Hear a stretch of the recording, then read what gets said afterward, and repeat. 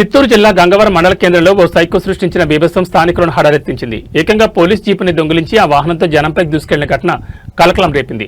స్థానికంగా తిరుగుతున్న ఓ వ్యక్తి అకస్మాత్తుగా పోలీస్ జీపును దొంగిలించి స్టార్ట్ చేశాడు. కళ్లు మూసి తెరిచేలోపు ఆ జీపుతో రోడ్డుపై ఉన్న వారిపైకి అతివేగంగా దూసుకెళ్లాడు.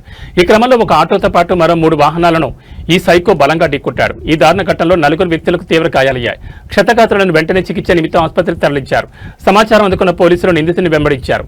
పోలీసులను చూసి భయపడిన ఆ వ్యక్తి వాహనాన్ని వదిలేసి సమీపంలోని చెరువులోకి దూకి తప్పించుకోవడానికి ప్రయత్నించారు. అయితే పోలీసులు చాకచక్యంగా వ్యవహరించి అతన్ని పట్టుకున్నారు. ప్రస్తుతం నిందితుడు పోలీసుల అదుపులో ఉన్నాడు. ఈ ఘటనతో గంగవరం ప్రజలు ఒక్కసారిగా భీతిల్లారు.